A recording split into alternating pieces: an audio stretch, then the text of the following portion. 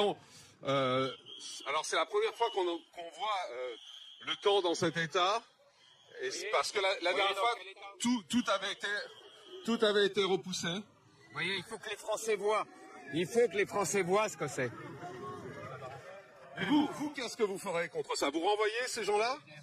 S'ils sont des étrangers clandestins, je les renvoie, bien sûr. Ils n'ont rien à faire ici, et surtout quand ils trafiquent la drogue. Ces gens-là, pour la plupart, sont des gens qui sont malades, c'est des gens qui sont... Pas de gens malades, moi je vois... ça dépend lesquels, mais je vois pas de gens malades. Moi je vois des gens qui pourrissent la vie des Français et du quartier. Je suis désolé, ils n'ont rien à faire ici. Alors, voilà, on arrive à avancer. C'est fou. Voilà. Regardez ce que c'est.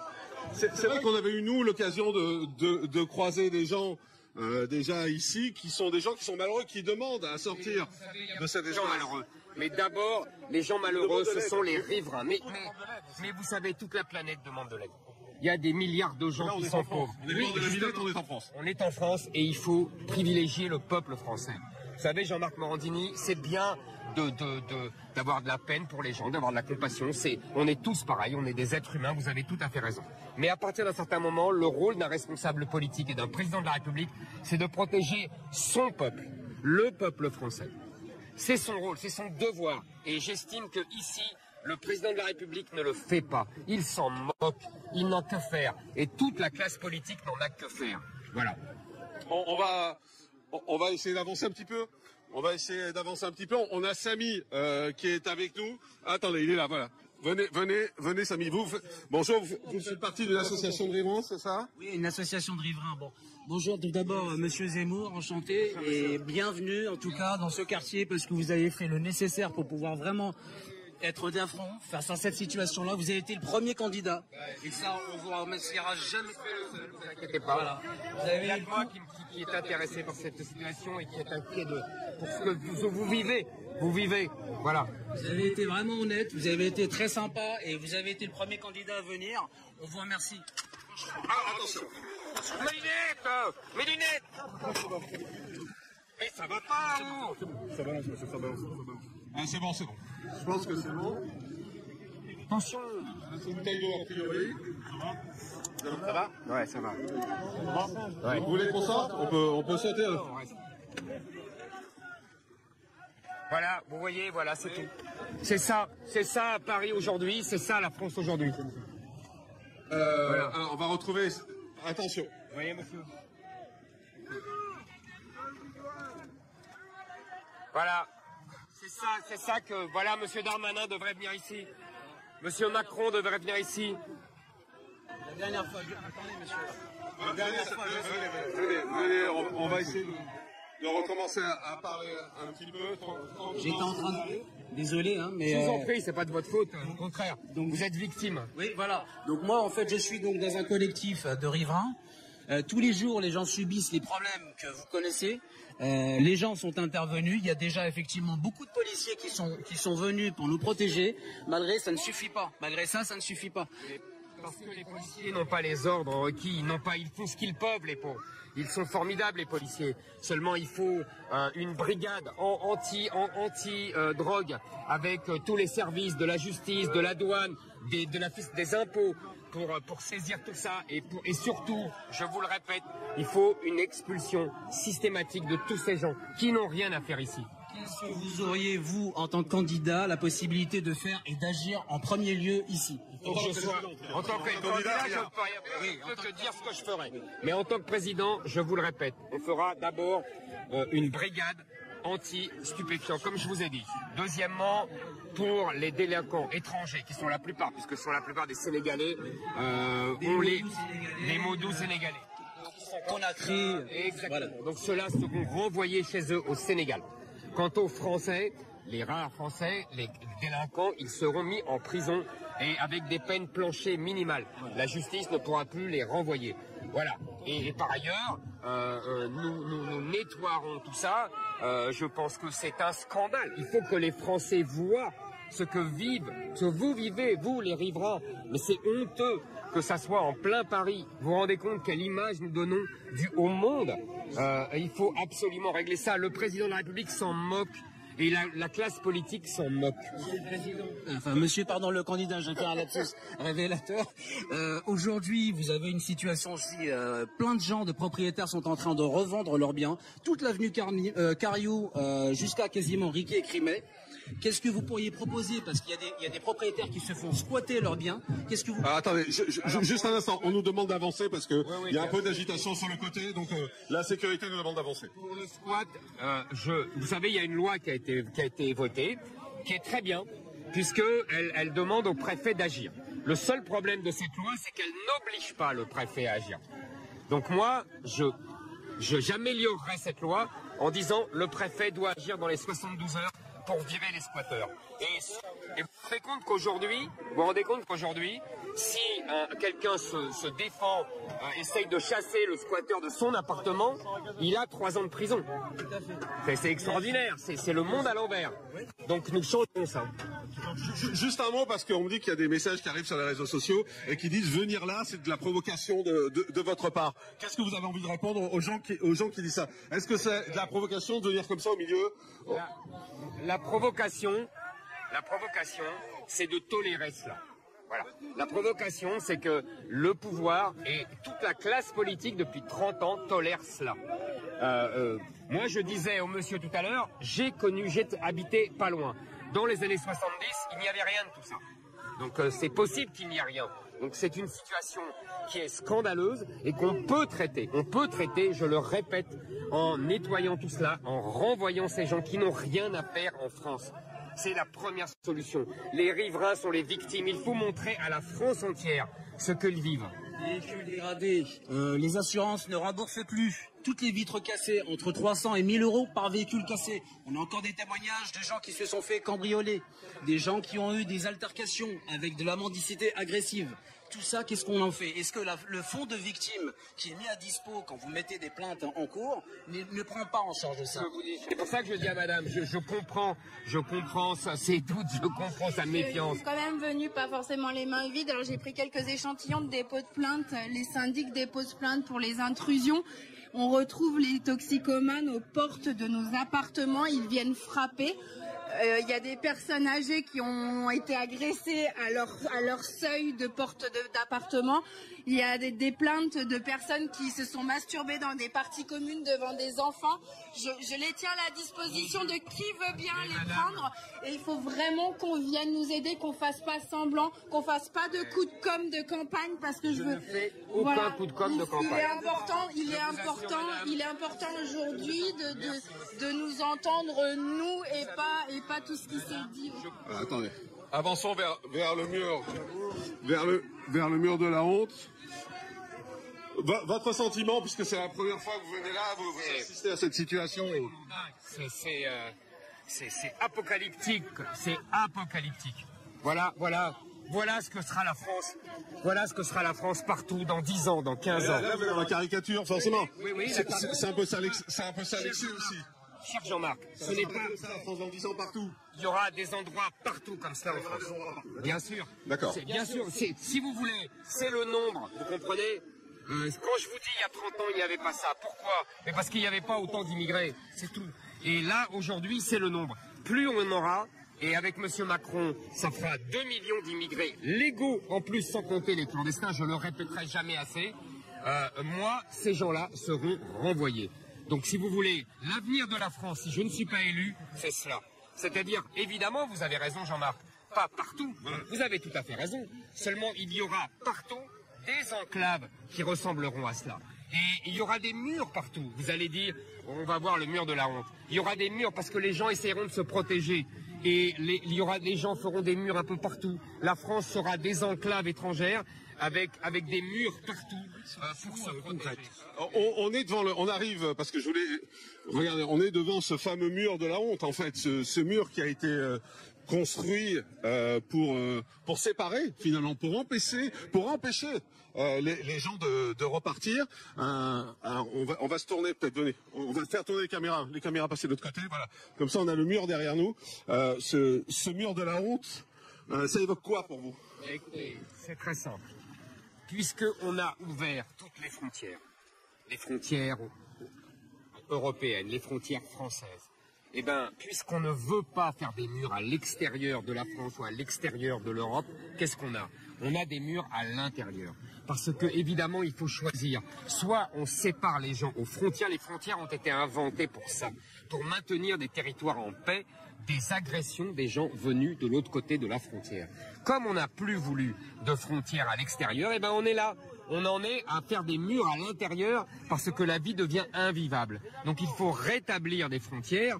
J'ai proposé même, comme beaucoup de pays européens, qu'on construise des murs quand cela était possible aux frontières européennes. Nous devons également rétablir nos frontières et les contrôler. Nous, les frontières de la France. Et si vous voulez, tout l'enjeu est là. Est-ce qu'on préfère avoir des frontières à l'extérieur, rétablir des frontières, aux frontières de l'Europe ou de la France, ou est-ce qu'on préfère avoir des frontières là? Vous voyez, des murs comme ça. Ça, c'est, on va avoir, je vous disais, si je ne suis pas élu, dans 5 ans, dans 10 ans, il y aura des murs comme ça partout en France. Il y aura des enclaves étrangères comme ça partout. Et les gens essaieront de se protéger, de s'en protéger. Dans une enclave étrangère, là. Bien sûr. Et bien sûr, on n'est plus en France, là, on est dans une enclave étrangère, c'est une évidence. Donc la plupart des gens sont étrangers, la plupart des gens viennent du Sénégal ou d'ailleurs, ils n'ont rien à faire ici. C'est ça la vérité. Et parce qu'on les a laissés rentrer, parce qu'on les a laissés prospérer ici, et vivre ici, et trafiquer ici, on est dans cette situation. Éric Revel, je disais tout à l'heure à Éric Zemmour que certains disent c'est de la provocation de venir comme ça dans un camp. Alors c'est vrai que personne n'était informé de la venue, donc le camp est vraiment en état, hein, contrairement à ce que nous, nous la première fois où on est venu, en fait, on avait prévenu tout le monde pour des raisons de sécurité. Et effectivement, le camp avait été nettoyé. Là, c'est pas du tout le cas, effectivement. C'est une vraie visite surprise. Et encore une fois, de ces toxicomanes qui sont en détresse absolue qu'il a rencontrés, il va rencontrer des commerçants. Moi, j'en ai vu beaucoup ce matin. Qui sont... Qu'est-ce que vous disent les commerçants? Parce que je crois, par exemple, vous avez été dans un des bars qui est le long de l'avenue. Qu'est-ce qu'ils vous racontent?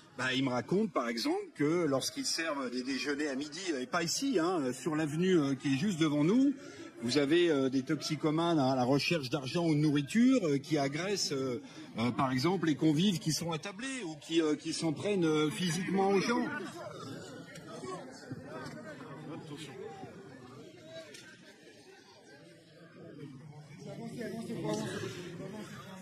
Attention, attention, ça vole. Venez, avance.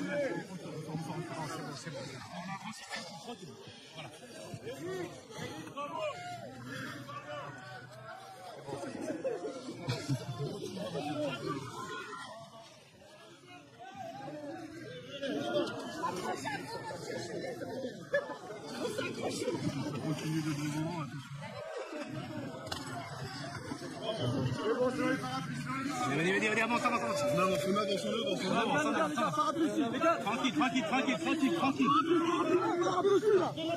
Donne le parapluie, les gars.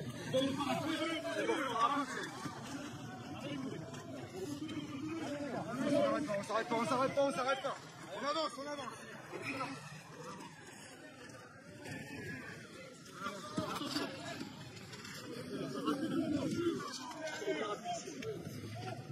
Voilà. Allez, on reste vigilant, on met derrière, tranquille, comme ça, ouvre. Allez, on remet derrière, voilà, reste comme ça derrière. Attention. Allez. C'est bon? Ça va l'autre? Ouais, parfait.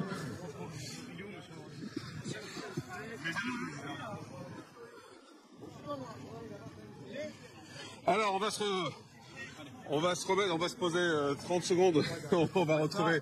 On va se poser là-bas derrière, on va retrouver Éric Zemmour. Voilà. Bon. Ben voilà. Situation compliquée. Vous avez vu.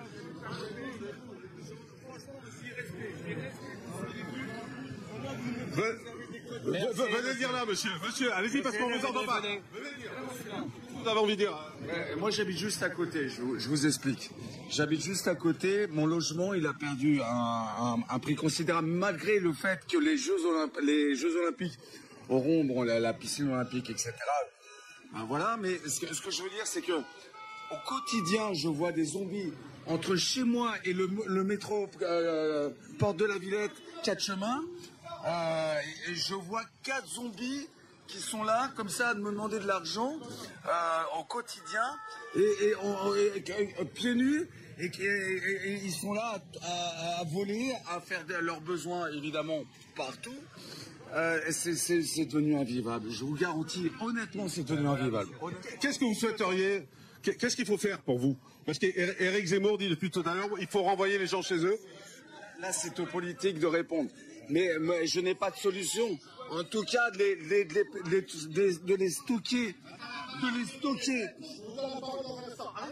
les stocker dans un parc par une volonté gouvernementale.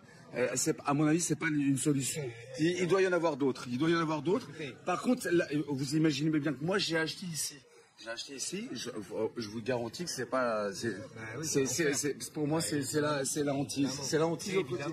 Il y a des gens qui veulent vous parler. Vous êtes prêts à leur parler là-bas? Merci à vous. Venez, un seul.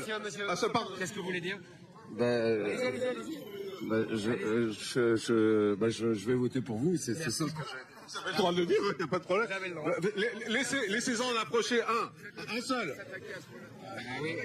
Venez, monsieur qui veut parler, qui veut vous parler. Attendez, c'est vous, monsieur. Bonjour, monsieur.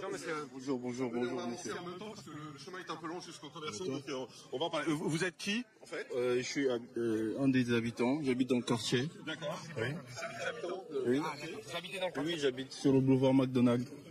Attention à la poubelle. Allez-y, passez. Et qu'est-ce que vous avez envie de dire à Éric Zemmour sur la situation que vous vivez? Déjà, d'abord, je les remercie d'être là, pour la présence. Et puis, j'allais dire ce soir, de trouver un moyen de tous ces gens qui se retrouvent dehors, là. Je sais pas, de trouver un moyen pour eux, parce qu'ils sont en train de faire vraiment des dégâts dans le quartier. Moi, j'ai vécu beaucoup de dégâts, personnellement. Ils m'ont cassé la vitre de la voiture plusieurs fois pour essayer de voler, pour rien voler dedans. Et j'ai eu la vitre de ma voiture qui a été cassée 2 fois. Et ça m'arrive des fois donc de dormir dans ma voiture, genre, pour surveiller ma voiture. Et Vous dormez dans votre voiture pour surveiller la voiture? je dors dans ma voiture des fois quand je fais rien. Et il repasse souvent. Et je suis fatigué de réparer ma voiture justement. Et tellement il repasse tout le temps, ma voiture elle est restée comme ça avec des vitres cassées. Et du coup, ce que j'ai fait, je surveille. Des fois, ils viennent, ils rentrent pour fouiller s'il y a quelque chose. S'il n'y en a rien, ils laissent comme ça la voiture ouverte et ils rentrent. Et quand Éric Zemmour dit ces gens-là, il faut les renvoyer chez eux, est-ce que vous êtes d'accord avec lui?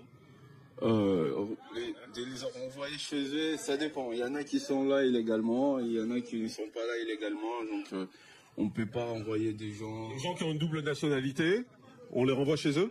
Qui ont une double nationalité, non. Pourquoi? Ils sont... Attendez, précise. Ceux qui ont la double nationalité et qui sont délinquants ou criminels condamnés par la justice, là, je les déchois de leur nationalité et je les expulse. Je ne déchois pas des gens qui ont la double nationalité et qui n'ont rien fait et qui sont... On parlait des gens qui étaient dans le camp. Hein. Il y a une prison déjà non, qui est fait pour ça, justement, pour mettre des gens... Mais vous avez tout à fait raison. Mais il y a des gens à qu'on a accueillis, qui sont étrangers et qui saccagent la France. Vous savez, si vous dites vous-même, s'il y a des gens que vous receviez chez vous et que vous les nourrissiez, vous les logez et qu'ils saccagent tout chez vous, et ben vous les renverriez de chez vous. Et c'est tout ce que je propose. Dans les pays étrangers aussi, comme l'Afrique, hein, je veux dire, dans le continent africain, ça se trouve aussi, il y a des Européens qui foutent la merde. Hein. Mais dans ce cas-là, il faut qu'ils les renvoient. Ils se gênent pas, vous savez. Jamais parce qu'ils sont tellement puissants qu'on ne renvoie jamais. Non, vous savez, moi je vois par exemple en Algérie, quand ils ont des immigrés clandestins africains, ils les renvoient manu militari. Et pareil pour les pays africains. Pas des pays européens. Mais vous savez, s'ils sont clandestins, ils sont renvoyés comme les autres.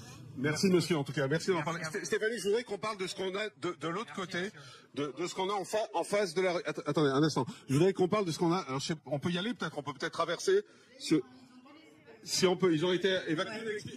Eh ben, on va essayer de traverser. Essayons de traverser. Là, en fait, juste en face, on a les plus grosses maraudes de Paris qui sont installées. Et donc, on a un marché clandestin qui s'est créé quotidiennement et où tout se revend, tout ce qui est trouvé, volé et compagnie se revend.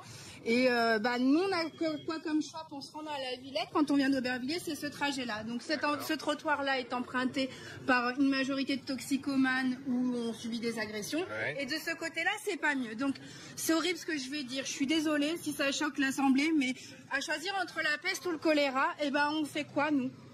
On ne sait plus. Alors là, vos arrivées, l'arrivée des caméras, votre arrivée a dû fuiter parce que hier ils ont aseptisé tous les quartiers. On nous a lessivé toutes les rues, chose qu'on n'avait pas vue depuis 6 mois. Et hier tout a été nettoyé, presque. Je dirais presque qu'on aurait pu manger par terre. Pardonnez-moi, c'est pas encore possible, mais vraiment, on ne comprend pas pourquoi on est autant dénigré, aussi peu écouté, et que là, dès qu'il y a des arrivées un peu de personnalité politique, on met les petits plats dans les grands, quoi. Tout simplement parce que, vous savez, Emmanuel Macron se moque des Français. C'est ça le problème. Il se moque des Français de ce qu'ils vivent. Et moi, c'est pour ça que je viens ici. C'est pour montrer exactement ce qui se passe et que Emmanuel Macron tolère et que toute la droite et la gauche ont toléré depuis des décennies. Voilà. Il faut montrer cela aux Français. Et là, normalement, donc, expliquez-nous, venez, si on peut montrer peut-être derrière. Expliquez-nous, d'habitude, c'est quoi? C'est un marché au sol, c'est ça? C'est un marché au sol, donc sur le trottoir, ça déborde jusque-là et ça va jusqu'aux barrières en métal, là-bas, aux grandes plaques de métal. Et vous avez, mais ils sont des fois 200, 300 personnes. Il faut savoir que juste derrière, ce sont les bâtiments de la police. Derrière, c'est la police. Là, les bâtiments en briques, c'est le garage de la police qui s'étend jusqu'au canal. Et alors, les urines, c'est des déverseurs d'urine, mais partout. C'est une horreur, c'est une infection. Et la police ne fait rien. Mais ça, c'est... La police n'intervient. Juste Stéphanie, les vitres là du bâtiment, c'est des policiers derrière. La police, mais on peut passer là, vous allez voir, vous avez une barrière, il y a un poste de police qui ouvre la barrière à tous les véhicules qui y rentrent. Assez sur la liste quand même. Voilà. Et personne n'intervient. Non, personne n'intervient. Il faut savoir aussi que le Paris Event Center a servi de lieu de refuge aux réfugiés ukrainiens quand ils sont arrivés à Paris. Donc qu'est-ce qu'on fait? On fait ce quartier, on y regroupe toute la misère en se disant que les riverains, ils vont faire leur affaire, et ils sont tolérants et ils doivent se débrouiller avec ça. Je vais vous dire ce qu'ils pensent. Ils pensent que les riverains vont fuir comme d'habitude. Et c'est ce qu'ils font, voilà, c'est ce qu'ils finissent. Et après, vous voyez, c'est pour ça que je vous disais, Jean-Marc Morandini, dans 10 ans, pourquoi je vous dis il y aura des endroits comme ça partout? Parce que les Français auront fui. Et à chaque fois, ce sont des enclaves étrangères ici, en vérité. Et les Français fuient. Voilà. C'est ce qui s'est passé déjà en banlieue. La difficulté avec le crack, c'est qu'ils créent des points de fixation un peu partout, ce qu'ils ont essayé de faire à Bercy-Charenton. Et là, derrière, c'est pour nous coller des HSA, donc des haltes soins addiction, dont personne, en tout cas des riverains, ne veut. Parce que c'est quoi? C'est réglementer la consommation et le trafic de crack dans un cercle un peu plus fermé, on va dire. Vous expliquez aussi que Mme Hidalgo propose cela et que le gouvernement n'est pas hostile à cela. Il tolère cela, etc. Et ça va finir par se faire si jamais on ne fait rien. C'est-à-dire si on ne nettoie pas. Il est intéressant quand même. Éric Zemmour. Merci à vous. Merci madame. Du marché. Attendez, juste, je vous reprends. Oui, bonjour. Ça fait 30 ans que j'habite dans le quartier. Donc voilà, je peux témoigner vraiment que là, on n'en peut plus. Vraiment, on n'en peut plus. Il faut faire quelque chose. Il faut nous aider. Il faut qu'on retrouve une vie digne, en sécurité. Et voilà, et on compte sur vous. Merci madame. Merci, je suis là pour ça. Vous inquiétez pas, je vous abandonnerai pas. On va traverser et puis... À bientôt madame. On va chez les voleurs. Ils volent des objets dans les parkings, dans des voitures qui viennent revendre ici. Et franchement... c'est ça en fait qui fait encore plus mal aux gens de quartier en fait. Par exemple, dans les parkings, ils vous volent ils cassent des voitures dans les parkings, ils rentrent, ils volent dans le coffre et ils vont Mais justement, alors ça, vous dites, ça se fait ce qu'ils appellent le marché aux voleurs, visiblement.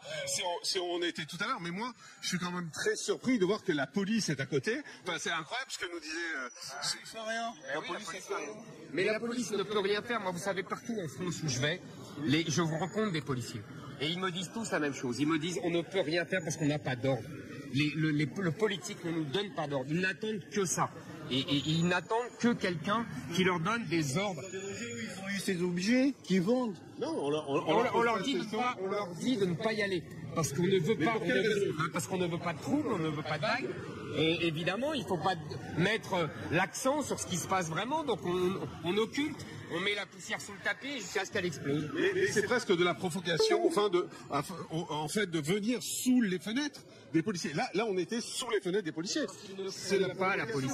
Non, c'est pas de la provocation, c'est du mépris. Ils ne craignent pas la provocation. Alors là, on est en train de passer devant plusieurs commerces. Nous, on les a un peu croisés ce matin parce qu'on est venu un peu plus tôt, on a parlé avec eux et c'est vrai que la situation qu'ils vivent est complètement déplorable parce que leurs magasins et leurs restaurants en particulier, on le voit, là il y a plein de restaurants sur les côtés, ces restaurants finalement sont en train de perdre la valeur parce que les gens n'osent plus venir, n'osent plus se mettre en terrasse. Est-ce qu'il faut les aider, ces gens-là? Est-ce qu'il faut les aider, ces commerçants? On les aidera en nettoyant la colline du Crac. Et après, tout ira mieux comme avant. Moi, je vous dis, je l'ai dit à une dame tout à l'heure, je connais très bien ce quartier. Quand j'étais adolescent, j'étais pas loin d'ici. Il a changé ce quartier, hormis cet endroit, bien évidemment. Mais est-ce que globalement, vous voyez un quartier qui a changé? C'est pas qu'il a changé, c'est que, si vous voulez, il y a toujours les mêmes immeubles, mais il n'y a plus les mêmes gens. Donc voilà, c'est le grand remplacement, on le voit comme ça. Quand on voit ces quartiers du 18e, du 19e où j'ai grandi quand j'étais jeune, on voit bien que ce n'est plus la même population. Et donc, ce n'est plus les mêmes mœurs, c'est plus les mêmes modes de vie, c'est plus les mêmes vêtements, vous voyez, c'est plus les mêmes prénoms, c'est plus les mêmes, voilà. Et ces gens ont rien nous apporter, pour vous? En fait, on peut rien tirer de l'immigration. Humainement, chaque être humain a ses qualités, ses défauts. Si on reste au niveau de l'être humain, évidemment qu'on est tous avec nos qualités, nos défauts, il y a des bons, des méchants. Ça, c'est pas le problème. Après, il y a le problème politique, c'est-à-dire le problème de la masse. Et c'est ça qui change tout. Là, on est dans un phénomène démographique de masse qui n'a jamais été vu dans l'histoire. C'est-à-dire qu'il y a, vous savez, au début du siècle, il y avait 250 millions d'habitants en Afrique. Il y en a 1,5 milliard, il y en aura bientôt 2 milliards. Vous voyez, en un siècle. Et donc, ces gens-là, il y a 10%, 20%, 30% de ces gens-là qui veulent venir en France. Et c'est ça qui est en train de tout chambouler. Et si on n'arrête pas cela, on va se retrouver avec un pays africain, un pays islamisé, dans 10 ans, dans 20 ans. Et c'est ça que je veux empêcher. Il n'y a aucun chiffre réel qui dit qu'on va se retrouver dans un pays islamisé. Ça en fait, ça c'est des phrases, c'est des expressions politiques. C'est une projection démographique. Regardez autour de vous. Oui, enfin, on va pas se trouver dans un pays islamisé. Mais c'est partout comme ça, cher Jean-Marc Morandini. Vous allez partout en France, vous avez une situation qui évolue comme ça. Alors je dis pas que c'est partout, mais partout en France, il y a des enclaves étrangères qui s'agrandissent, qui se répandent. Et vous savez, l'autre jour j'étais à Aulnay-sous-Bois et j'avais un jeune homme qui me racontait qu'il vivait à Aubervilliers. À Aubervilliers, dans les boutiques, on ne parle quasiment plus français. Il n'y a plus que des femmes voilées et des hommes engagés là-bas. Là, on n'est plus en France dans ce cas-là. Alors, on suit votre équipe depuis tout à l'heure qui a envie que vous rentriez ici. Alors nous, voilà, on ne connaît pas cet endroit. Bonjour. Bonjour, messieurs, dames. Bonjour. Ça va? Qui a envie, qui peut nous parler? Vous vouliez nous expliquer un peu comment ça se passe dans le quartier, madame? La responsable est là, pardon. Bonjour, madame. Est-ce que vous pouvez nous expliquer un peu comment ça se passe dans le quartier en ce moment? C'est assez calme, même si malheureusement il y a des pauvres gens qui sont dans le besoin et qui sont dans la rue du coup et qui demandent de l'aide à plusieurs personnes d'entre nous. Et qui les agressent aussi. Il y a des agressions également sur le fait que des fois ils sont sous l'emprise de stupéfiants. Voilà. Et malheureusement ça... Ils agressent les femmes, ils les violentent, ils pissent partout. Enfin, je veux dire, on m'a raconté, moi, c'est un enfer chez vous. Et on a un peu vu comment ça se passait là-bas, puisqu'on en vient, parce qu'il y a les faits, il y a les odeurs aussi, hein, ça on n'en a pas parlé, mais c'est vrai que quand on est rentré dans le camp, on a tout de suite été saisi par les odeurs. Vous, commercialement, par exemple, comment ça se passe? Est-ce que vous avez vu des conséquences, des chiffres à la baisse, par exemple, depuis que tout ça a été installé à côté? On a vu des clients qui n'osent plus venir parce qu'ils se sont déjà fait voler. On a vu également, on a des salariés qui étaient à l'encontre des gens pour les faire sortir, etc. Et c'était assez compliqué pour les faire sortir parce que des fois ils sont assez agressifs. Puis on a retrouvé également dans nos locaux des gens qui déposaient des seringues, des pipes. Oui. Dans nos locaux. Donc il y a des gens qui rentrent parce que les portes sont ouvertes, bien évidemment. Vous êtes en commerce, il y a des gens qui rentrent et c'est compliqué de les faire sortir. Il y a des gens qui rentrent et des fois, oui, c'est assez compliqué de les faire sortir ou des fois, au contraire, ils sont très cléments et ils sortent. J'imagine que ça fait fuir les clients. Également, oui. Ça fait... Votre commerce a perdu beaucoup de sa valeur. Oui, bah déjà en plus c'est des gens qui peuvent pas se laver, qui peuvent pas tout ça, donc c'est des gens qui ont une odeur déjà sur eux, corporelle, et ça fait fuir les clients. Monsieur, comment ça se passe pour votre regard sur la situation aujourd'hui? Vous travaillez ici aussi? Non?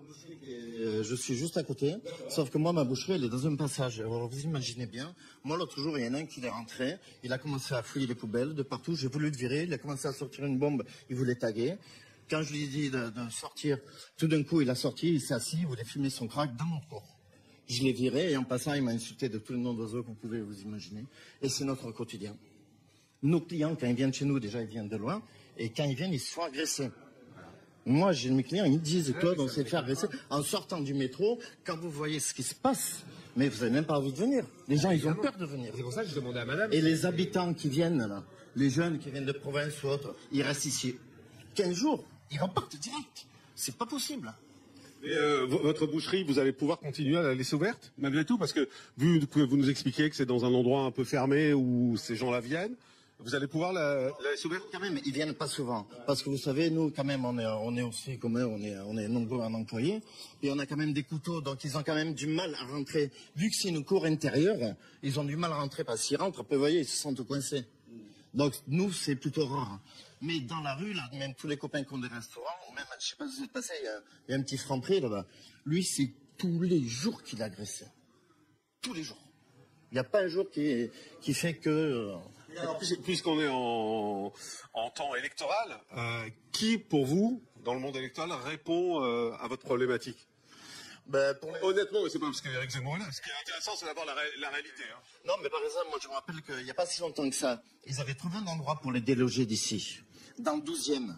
Mais comme dans le 12e, il y a trop de personnalités, le préfet, 10 jours après, il a fait demi-tour en disant non, on les laisse là-bas. Ils sont bien parce que là-bas, c'est le 19e. Je vous pose la question plus directement. Vous savez pour qui vous allez voter? Pas encore. Vous hésitez entre qui et qui? Pas encore, mais bon, j'hésite dans tout le panel de candidats. On va voir d'un jour qui arrive, qui fera les meilleures propositions. Qu'est-ce qui peut faire la différence pour vous?